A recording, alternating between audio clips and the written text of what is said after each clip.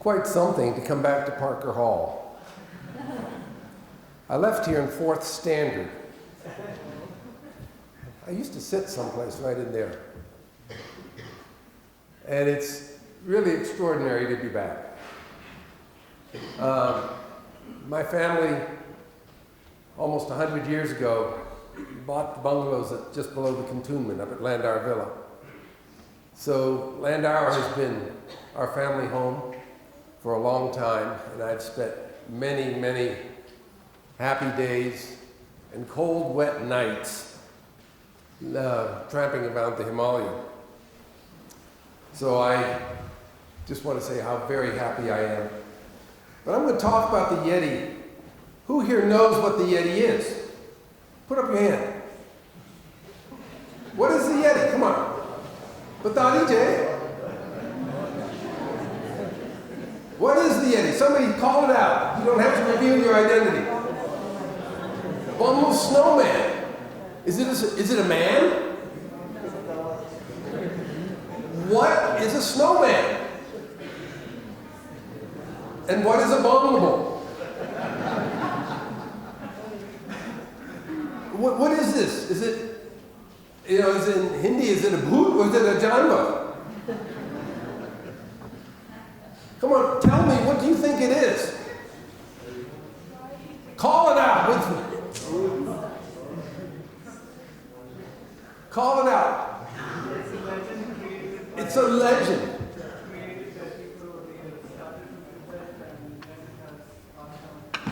If it's a legend, why does a legend make footprints?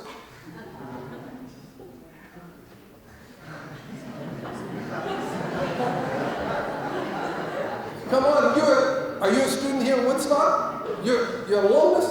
You're a scholar? Just a guy. You're just a guy.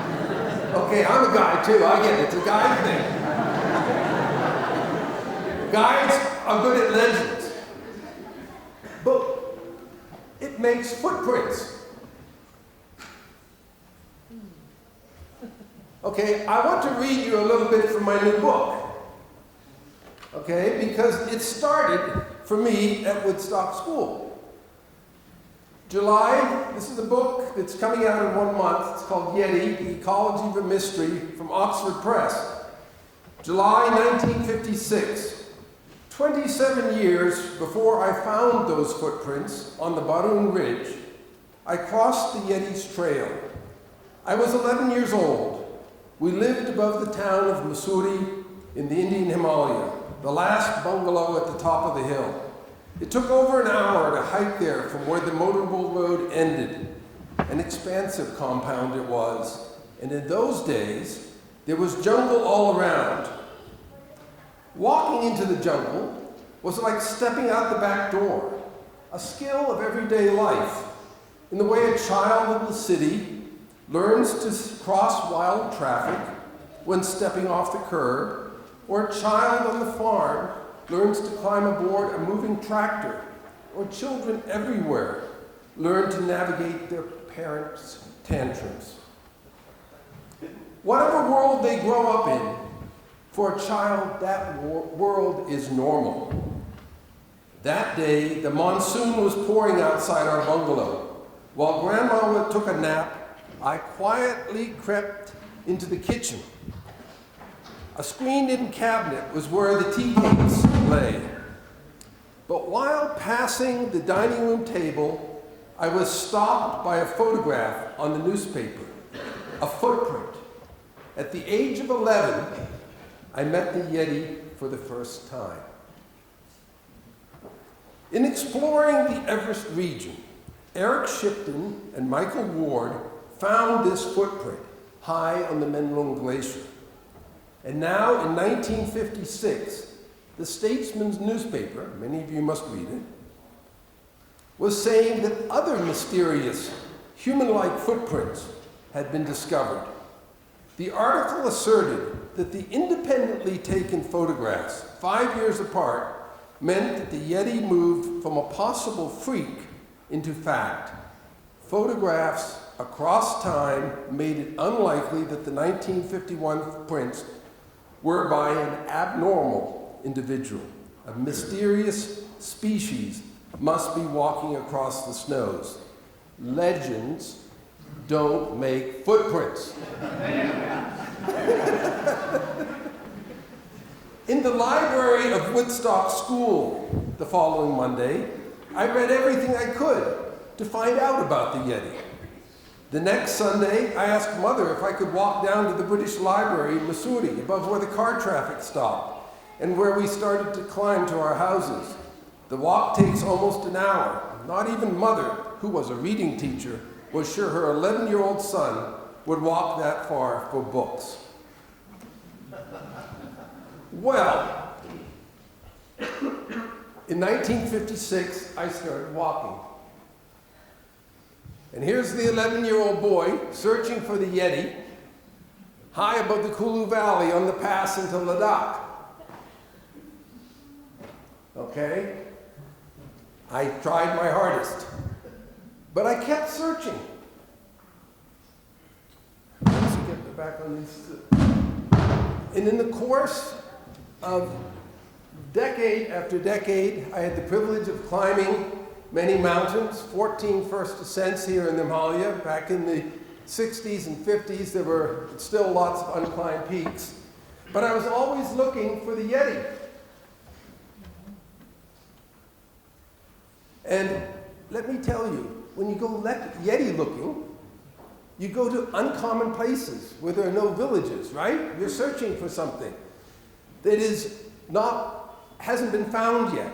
And so I was finding valleys from Ladakh, ultimately to Arunachal Pradesh, through the whole breadth of the Himalaya.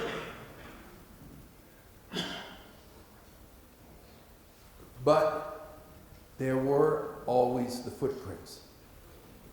Okay, and in this case are the footprints of legend.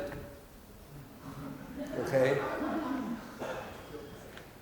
That, as you correctly said, people in the cultural traditions were explaining strange phenomena that happened. Boy, this is jumping all over the place. Strange phenomena that are happening in their lives. And the Yeti came to represent some of those. But still, I kept wondering what was making the real footprints. And so I started to have a family. I started to take my children along with me the way I had been taken by my father and my grandfather into the jungle. And in this case, we are in the Barun Valley, which is still today probably the wildest valley left in the Himalayan system, just east of Everest and Makalu. The glaciers there are unequaled anywhere in the Himalaya, so that makes it likely that you're going to find snowmen, right? And we crossed passes, and in the course of the surveys, I learned to handle a yak train. That's Makalu behind us. But what was making the footprints? Something was making the real footprints. It has to be an animal, because it's a footprint.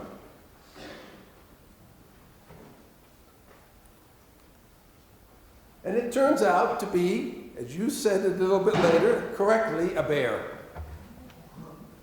Okay, it's Ursus arctos tibetanus, or sometimes called Selenarctos tibetanus.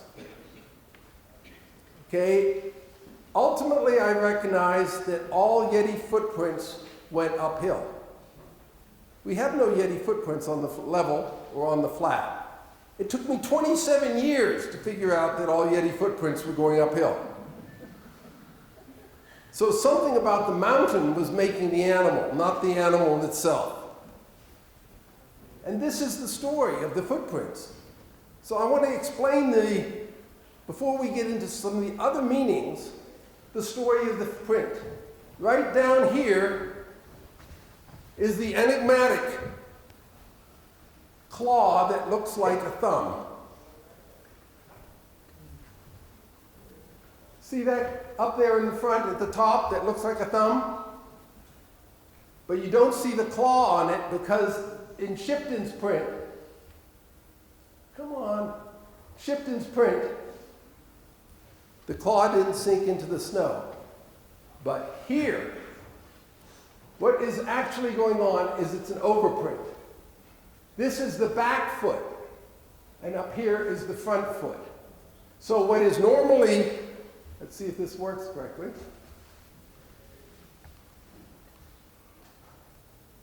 This is the back foot, this is the front foot.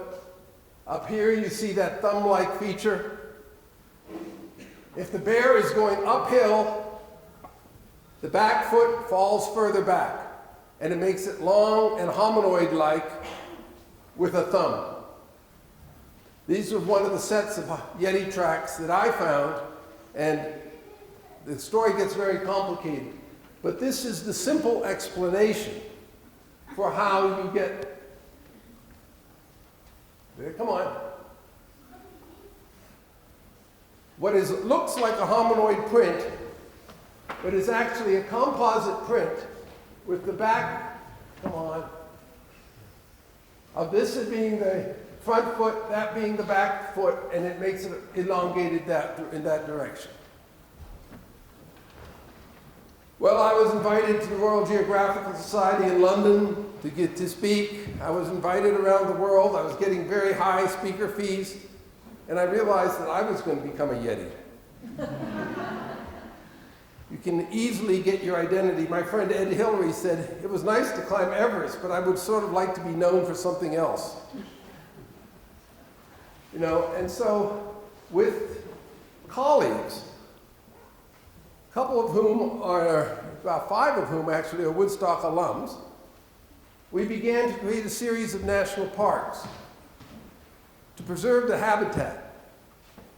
And the first park we created was the Makalu Barun National Park, come on, which is immediately east of Everest. It's contiguous to the Sagarmatha National Park. And it was the first national park or protected area in the Himalayan region to use a participatory approach with the local communities. It was in 1982 that this project started. And what was distinctive about it was it created a core zone and a conservation area, and it created different management zones within the park. But the key answer and the key problem was that it was done in participation with the local communities. We had no wardens. At that time, the Nepalese army ran all the parks. The Nepalese army was not allowed into this park, and then immediately afterwards, this park started another project that is known today as the Annapurna Conservation Area project. But this idea that began with Makalu Barun was picked up with Annapurna Conservation Area a year later, and now what we then did was we took it across the border to the contiguous area in Tibet. At that time, Tibet was closed. Outsiders were not permitted entry except in very small, restricted areas. But here we had realized there was a major conservation opportunity. Over here on the right-hand side is Everest, Lhotse, and Makalu here. And so we proposed to the government of Tibet to create another nature preserve. Here's Everest and Lhotse at sunrise. And we began a series of survey expeditions into an area that was otherwise unknown from a scientific standpoint, because the Chinese at that point in the mid-1980s had not done any surveys of this region in terms of its biological wealth. And there were a number of species that were very endangered. This is the blue sheep, and wherever you see blue sheep in the Himalaya, you should also look for this animal, the snow leopard, which at the time was being highly poached. And in the Chinese situation in Tibet, it was being poached especially by the Chinese military. But in cooperation with the Chinese military, we sat down and we had meetings with them. We stopped their poaching of the snow leopard. And that was an initial success.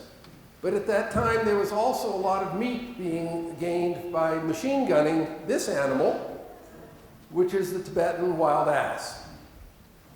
So once again, dialogue forms, working in this case with the military in China. We were able to bring in conservation policies for the Chomolungma National Nature Preserve, which Chomolungma being the Chinese word for Everest. And key to this whole process was keeping the police out.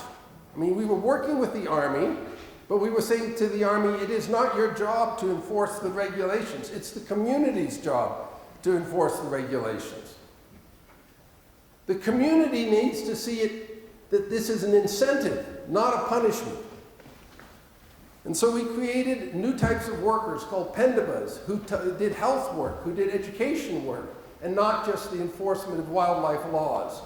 We had high-level meetings in the Tibetan capital of Lhasa, and said to the government, got local representatives and said, can we bring a new conservation approach here across Tibet, using the Everest project, which is 3 times as big as Yellowstone National Park, the size of Denmark or Taiwan, using that as the first case example. And here, this is an image that describes all the drainage areas across this very large region. But it happens to be contiguous to 5 national parks in Nepal. So ultimately created and protected here is a region the size of Switzerland. The area, though, started to grow even beyond that, because we kept this participatory dialogue going with the villagers across Tibet. And then we realized, how can the conservation dialogue issue needs to address wildlife protection. And Tibet at that time was an entrepot where wild animal body parts and skins were being circulated between China and India, and there were being lots of animals killed in Tibet as well. So we started and put into place a new type of wildlife law, which was that local people could kill the wildlife, but they couldn't sell it. Okay? Normally, the law is nobody can kill something like a tiger. Nobody can kill the snow leopard. But the laws that were put in place said that local hunting was permitted, but hunting for profit was outlawed. Yes, I know that's against the CITES Treaty and Trade and Protection of Endangered Species. But what it did was it got us the participation of all the people in Tibet. And then we started to look at geographic zones across Tibet. And ultimately now, we have created 18 nature preserves across Tibet. 54% of the geographic area of Tibet is protected. And I wanted to look at some of the challenges that came in some of these other areas. The wild yak, spectacular animal, was on rapid decline at that time. Okay? But by changing this different policy on wild yaks, you can see now that the wild yak numbers are recovering. Look at all the juveniles in that picture. Okay? In the 20 years since then, the wild yak population has quadrupled in Tibet. Even more endangered at the time was the Tibetan antelope. Its fur is the most precious fur in the world, chartouche, it's called, the fur of the kings. And at that time, Tibetan antelope were being machine gunned down when they came to their birthing grounds, the females in particular. And so 500 antelopes at a time could be killed. And so we went up there, studied, and worked with that. And this is actually the first time that a newborn Tibetan antelope was ever photographed. Okay? This was about half an hour after it was born. And it was my father, by the way, who found this. He's my father who graduated in 1938 from Woodstock School. We were working together at that time. We worked also with this very extraordinary bird, the black-necked crane, whose numbers were in great decline. If there's anybody in this group from Bhutan, I want to salute what the Bhutanese government has done for the protection of the black-necked crane. But anyway, the black-necked crane is a spectacular bird, and we created massive nature preserve along the Tsangpo River, where it's breeding. It's continuing nicely, and the population numbers are recovering well. Now, in 1961, I had the privilege, remember, I got searching for the Yeti in 1956. In 1961, I had the privilege of riding in with my family into Bhutan on horses, because there wasn't a road into Bhutan at the time. And we were guests of the third king. And I asked the king, as a 16-year-old, I said, "Do you believe in the Yeti?" And he says, "Yes." He obviously had thought about it some. And I said, "Well, what is the Yeti?" And he said, "The Yeti is a bear." And I said, "Oh?" And he says, "Yeah, the Yeti is the blue bear." Now, I, at 16 years, had never heard of the blue bear. I knew of the sloth bear, which we have here in Missouri, Melanoursus. I knew of the Himalayan black bear, right? The Ursus arctos tibetanus, one with the big V on the chest. Blue bear. Well, I went and started to do some research. It had never been studied. It had been described by a few specimens. Ursus arctos pruinensis, sometimes Ursus arctos isabelensis. Later on, I was able to do some research and find this animal. So this is what the king of Bhutan thinks is the Yeti, the third king. Now the Bhutan has the fifth king. Very unusual, very rare bear with an extremely large upper torso, because it roots, its primary food is marmots that it roots out of its holes.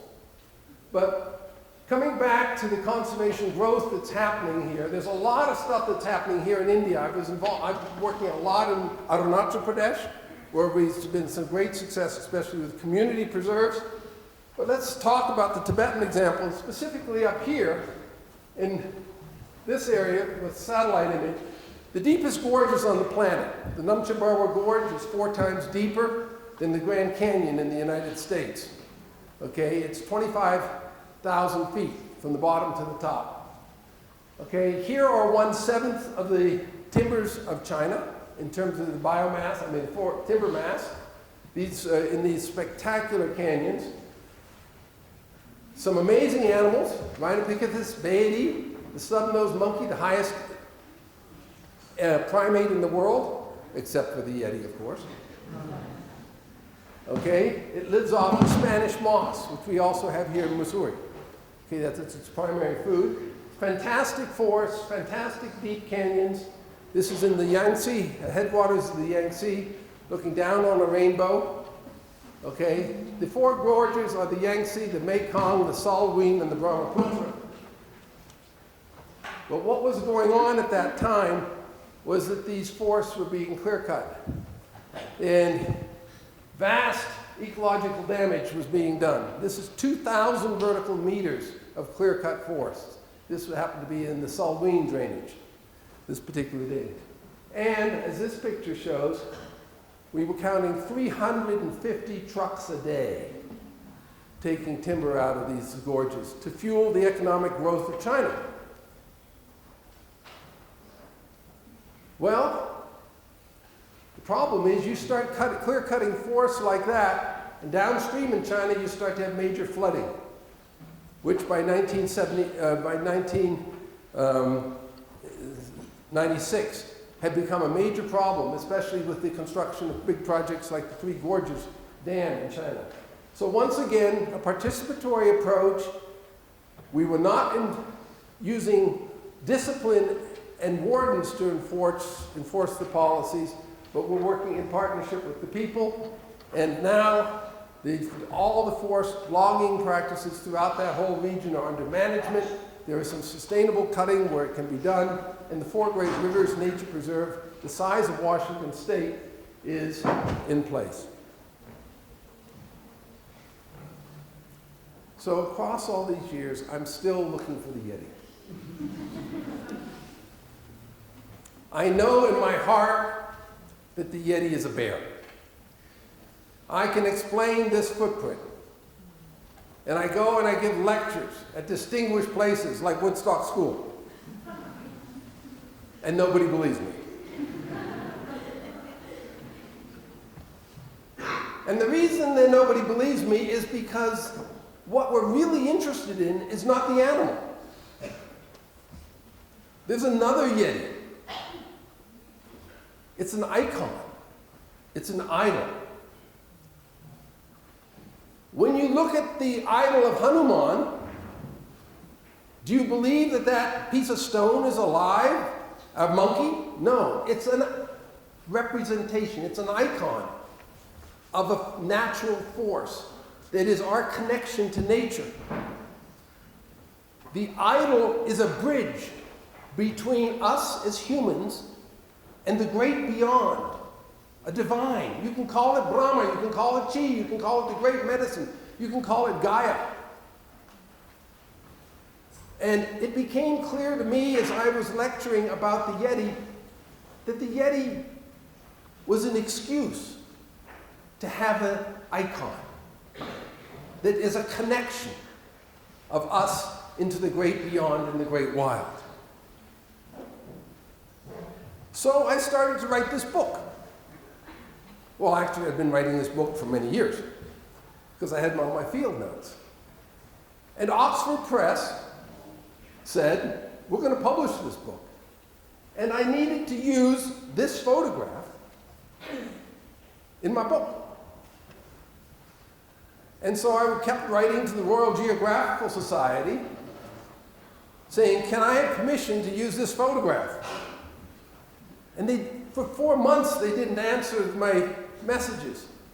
And I'm saying, what's going on? I called them on the phone. Oh, we'll get to it. We're having some problems here in London.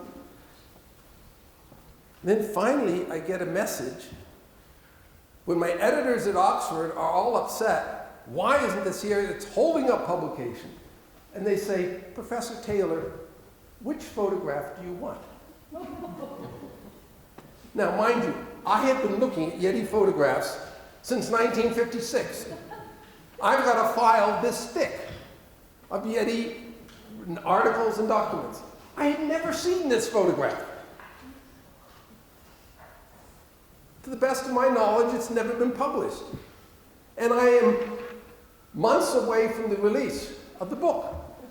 And as soon as I see this photograph, which is essentially the same as this photograph, come on. It's essentially the same, but look at this. As soon as I see it, I jumped out of my chair. I called to my sons. I called to everybody because this was what was extraordinary. Can you see these scratch marks? There's proof positive there that it's bear claws.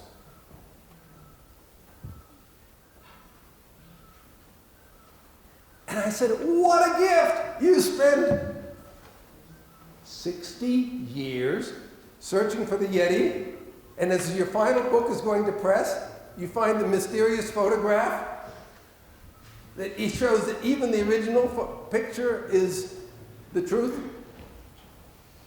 No. That only answers one Yeti question. We want to come back to the icon and the idol. Because I'm still looking. And I will be 73 years old next year, and I'm going to go into some special valleys that I'm not going to tell you about. But it's like what I did in 2010. May 2010, I returned to the Saldima meadows of the Barun Valley. Accompanying me were my 2 sons, both now men. Jesse Oak was returning to jungles where in life-opening ways he first entered the wild. Luke Cairn came to the mountains he had been traveling in by then for years, doing his own research. We had returned because my Yeti quest continues. 2 Yetis exist. Each has a different identity. The maker of the footprints is the bear. That identity is certain. Beyond the footprints maker, though, is a second Yeti, one asking existential questions about Homo sapiens' relationship with the wild. And to those questions, each person needs to answer individually. To help with that, the Yeti is a symbol, is given to discover one's own footprints. This is far from an abominable search.